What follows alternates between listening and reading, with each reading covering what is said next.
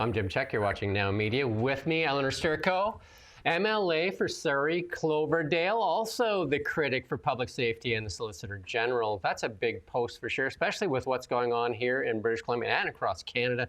Crime, addiction, homelessness, top concerns all over the province and, of course, all over Canada as well. Welcome. Thank you very much. I did a bunch of interviews. I interviewed the president of BIABC, and then he had some grim stats to share for sure. 67% of business surveys said street disorder has increased in the past year. 74% of businesses said that their staff have anxiety and fear. And then the really tough one is that 19% of the businesses may not be financially viable into the next year. And that is all to do with like some of the violence that's going on, the theft, the broken glass, all those different things are all just piling up for small businesses. Yeah, it's really concerning. Actually, last week I had the opportunity to head over to Prince George, Quesnel, Williams Lake. I was actually in Kelowna for the Western Canadian Championships for triathlon and swim bike and visited the city. So I had a chance to see firsthand in communities outside the Lower Mainland some of the challenges that those communities are dealing with. And it's really, really tough. It's challenging. I think one of the biggest impacts that's really happened to businesses across BC is the fact that decriminalization of drugs really has removed accountability from behaviors that are antisocial, that can often be associated with some of the behaviors that cause fear. With some of the violence that we see on the street. We know that a police officer in Kelowna was actually assaulted by someone with some very serious issues, lost an eye. So these are really serious problems that we're dealing with. But the good news is that there's actually solutions that can be implemented here provincially. This isn't all about federal bail reform. And there's things that can be done that will substantially improve the conditions for business owners. Yeah, the mayor sent out a letter. The mayor, Tom Dias, here in Kelowna, sent a letter to Sean Fraser as well. You spoke about bail reform, but he had he highlighted one file, and as a former police officer, he was with the RCMP for a number of years, I take it. How many years with the RCMP? Just under 14. Yeah, so 14 years. You understand what's going on. This one person has a file like 200 and I'm just going to see if I can find this actual. And can we put up the thing, Rommel? 223 files between 2021 and 25, 32 failures to comply, and 32 failures to appear. Like, how do you get out the next time when you have 32 failures to appear? That's what I'm wondering. What is the magic number on failures to appear? Is it 50? Is it 100? Like, when does the judge say, I'm not letting you out, you never come back? Yeah, I mean, certainly those kind of things point to a need for bail reform, a need for sentencing reform. But at the end of the day, too, and I know this firsthand from when I was policing, many individuals who have these types of records also have underlying mental health issues. They have underlying addictions issues. And until proper supports are put in place to actually support people when they're either out on bail or when they're living amongst us in the community again, nothing will change. And that's why you see such intense repetition. I can't speak to the individual that you're speaking of with, over 200 files and 200 releases and breaches. But, one of the things that's really damaged, I guess, our justice system as a whole in Canada, we felt it acutely here in British Columbia, is when bail reform came in and changed, to bring in really an expanded principle of restraint, which told judges that they need to release people at the earliest possible opportunity with the least restrictive bail conditions.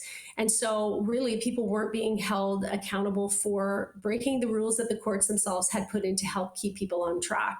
Without that accountability, we see an emboldening of people's behavior, which has led us to where we are with the amount of street disorder we see in places like Kelowna today.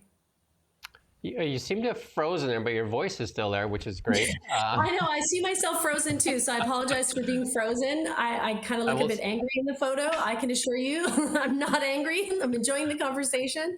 Sorry. We'll see if it comes back on its own, and we may ask you to log out and come back in. We'll just see where it goes here for a couple seconds. You say there's some solutions out there outside of bail reform. What are they, and where's their hope for small businesses in British Columbia here? Well, first and foremost, I've been calling on David Eby and the NDP to end decriminalization in British Columbia. So in 2024, the Premier said that he would be rolling back decriminalization in public and just allowing for decriminalization to exist within people's homes. However, we know that they continue to, tell police that they will not entertain charges of drug possession. And, that really does have a consequence. If there is no reason for an individual, no incentive for them to stop their rampant public drug use, public intoxication, these people will not do that. There's no incentive for them to stop that behavior. Many of these behaviors are leading to the street disorder that business owners are dealing with. So first and foremost, the Premier needs to end the decriminalization pilot, both the official decrim pilot and, then the de facto decriminalization that exists because they don't press charges for people doing drugs in public. Second of all, we need to have appropriate housing for individuals. It's not enough to be putting them into these SROs and warehousing people in what they call supportive housing, but really don't actually have the kinds of services that people with severe addictions, mental illness, brain injury that they actually need. So, even when I was up north last week, we heard an example from a housing provider that they had an individual who was hard to house, had assaulted healthcare workers, and had essentially destroyed the publicly funded housing they were put in within 3 days. That's obviously a symptom that that's not the right housing for that person. So we need the right fit of housing. That's something that is within the provincial purview to provide, including intensive housing, or if you want to say forms of institutional care to support involuntary care for those that need it. And then we also need a scaling up of mental health services within the Mental Health Act and outside the Mental Health Act. We have a number of people. We saw significant tragedies, especially in the Lower Mainland with Lapu Lapu, individuals, with a history of severe mental illness getting into trouble that, has actually killed other British Columbians. And so we need a scaling up of those really, really essential social services that help people who have severe mental health addictions and brain injury. And we need to do that sometimes even on an expanded involuntary basis. Why do you think the NDP are dragging their feet on this? Because that decriminalization is supposed to kind of come to an end as well, that, like that pilot project. Why aren't they just acting more swiftly? I mean, it seems like the evidence is piling up to what you're saying, that this is the better path forward. Well, it's ideological, and this is also something that was fundamental to a lot of the support that they had, going into their last election to try some of these experiments that ended up being absolute disasters. Their safe supply experiment ended up seeing taxpayer-funded drugs dumped into the hands of organized criminals and actually fueling the fentanyl trade and not helping people get better, sadly. And of course, decriminalization has led to just a tremendous increase in street disorder. South of the border in Oregon, they actually did a review of how their decriminalization pilot affected their crime rates, and they found that their violent crime vastly increased as a result of their decriminalization pilot. I know that we've seen the same thing here. The government refuses to put out statistics on that because really they're trying to hide the mess that they've made. I think that they are slowly turning around, but I mean, it's difficult. I mean, when you're the Premier, do you want to actually admit full force and full-throatedly that the programs that you've overseen have been a disaster? Or do you want to somehow, shift slowly and pretend that this was always your idea all along to increase services for mental health addiction and, housing? I recently interviewed Terry Young, and he's the minister in charge of community safety, and he said that he's sharing information. He shares all the information. He's a former police officer as well with the Vancouver Police Department, but he says he shares everything with you in the hopes of a better, like a better path forward. Is that accurate? No. He wants to, I think, portray that we're collaborating. The reality is that, we've been calling for things like transparency on the safe supply scandal. We've been calling for the immediate end of the decriminalization pilot. And no, we aren't collaborating.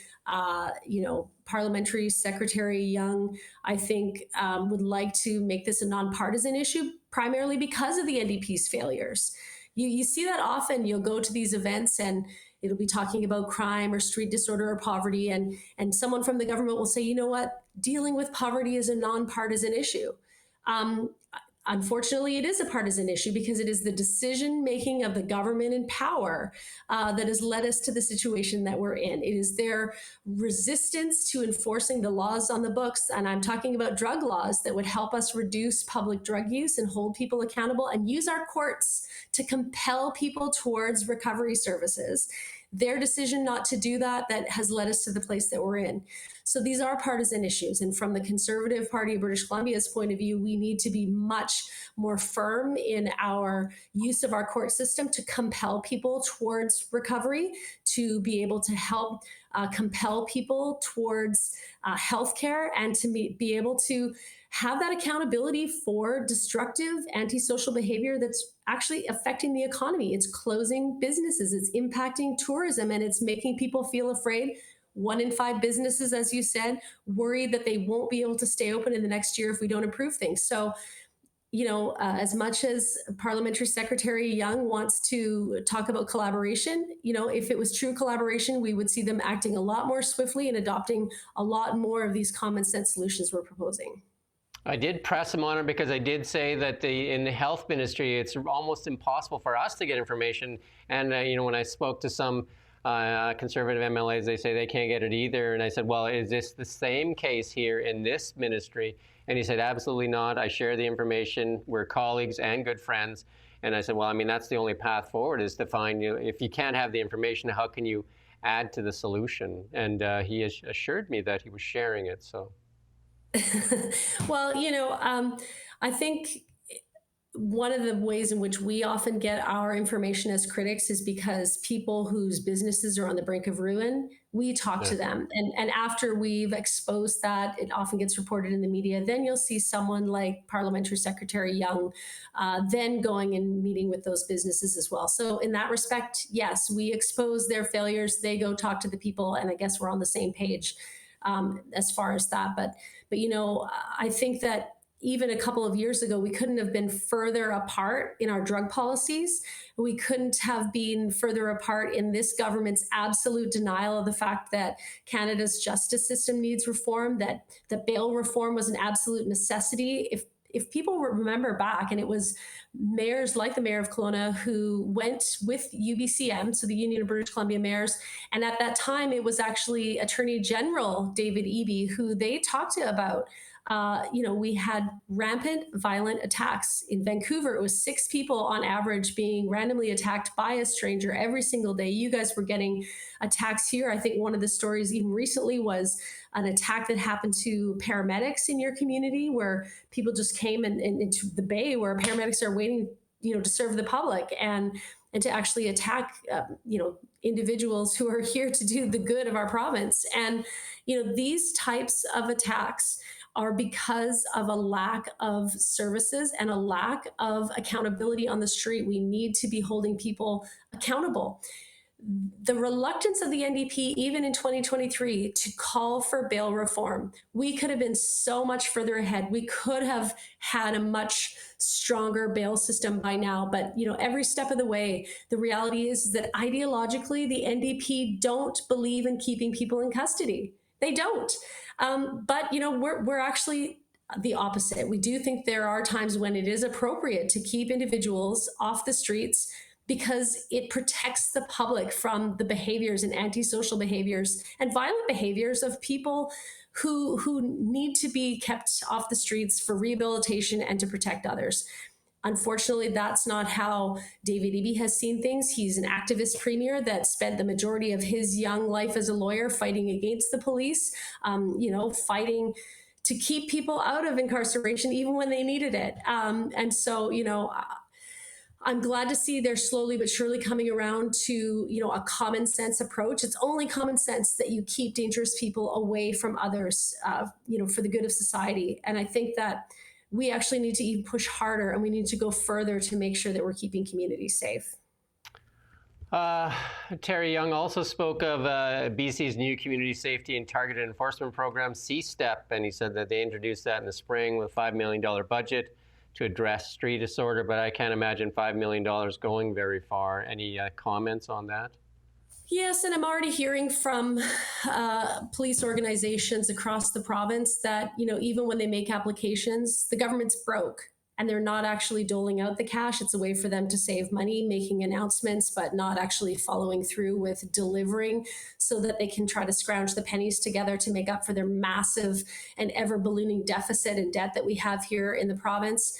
The other, factor is that programs like C-STEP add more prosecutions to the BC Prosecution Service. We already know in Kelowna, in the interior British Columbia, your BC Prosecutors Association, which is the group that represents BC prosecutors who work at the BC Prosecution Service, have filed a grievance with their employer because of not enough Crown prosecutors to actually handle the caseload that they experience in places like Kelowna. So when you add $5 million worth of new prosecutions onto the backs of an already overburdened prosecution service, you're actually going to slow down the courts. You're going to end up having more triaging of court cases, and we're going to see more stayed charges instead of the prosecutions that we need to hold people accountable.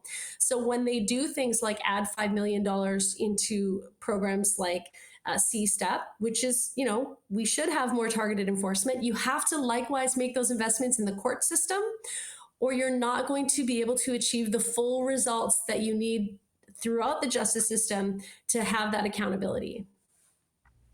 So many other things to talk about too, because I know that on your X account you're quite vocal there, talking about healthcare. We put out another release today on healthcare because this is another part of it. Another local rural hospital closed, emergency room. I shouldn't say the hospital, but the emergency rooms, and we're seeing that over and over again. And you talk about that quite a bit too, and not a lot of solutions on the way. Not a lot of solutions. I'm very disturbed by, this quarterly update financially for the province as well, because the sad reality is that the larger the debt and deficit get, and the higher the interest payments that are going to big banks, that means less money for our hospitals and healthcare workers. And at a time when we actually need to have more frontline investment, we have a government that, of course, is going in and making cuts. So it's really complicated, and my heart goes out to people who are impacted by the closures. It's different for us here in the Lower Mainland, because for us, if our local hospital has a closure, we may be able to, in fact, get to another area hospital. Not the case in places, of course, like Kelowna and other places in the Lillooet, 100 Mile House. Yeah, You know what I mean? it's just disgusting. And, frankly, it's inexcusable. And I think, again, we're talking about a government that's 8 years in. They talk about, there's been, the last government did this, the last government does that. But, it's almost a decade. Yeah. Fundamentally, what have you been doing this entire time except for actually ballooning the bureaucracy that they're now having to cut back on?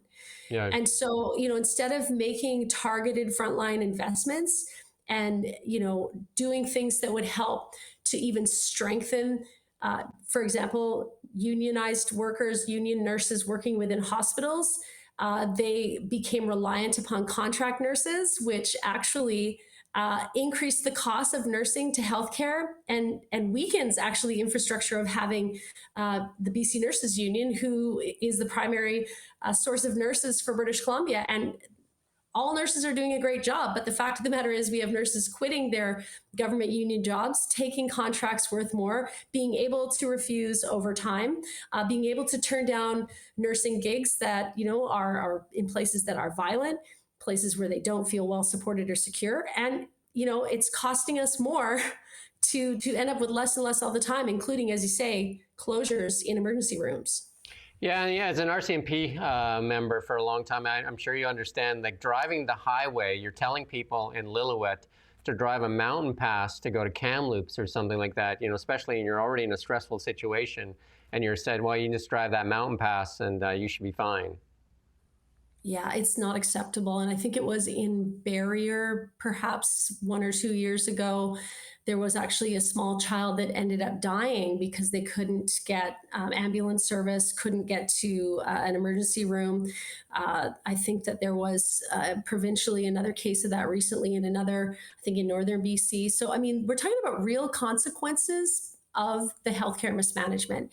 It's people's lives. It's not like a library closure, for example. You might be able to go and return your book somewhere else. This is actual healthcare, and emergency rooms are for life and death and very, very severe cases. And the fact that you would have these types of closures really, this isn't universal health care that we have anymore. The NDP talks about being staunch defenders of the universal healthcare system, but it is not universal healthcare if you cannot access it.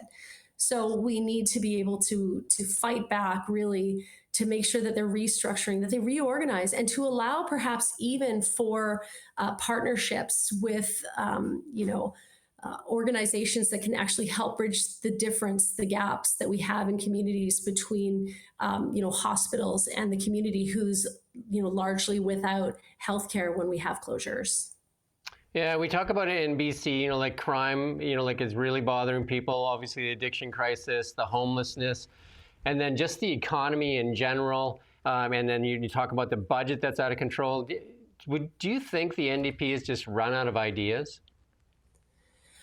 I think that they've run out of ideas, and fundamentally, they've prioritized things that have actually slowed our economy down. And I think that we need to address climate change, for example. It is an important and pressing issue, and it's one, of course, that we need to be mindful of our next generations, and how the impacts of things like wildfires and floods are affecting the province. But the way in which this province has brought in its Clean BC program and other programs to address climate change have actually harmed our economy. We cannot have it be so aggressive that we end up paralyzing our economy. And for example, 50% of young people want to leave the province. There's lots of social programs that we want to implement. There's lots of environmental programs that would be great to implement, but you can't do that unless you have money to pay for it.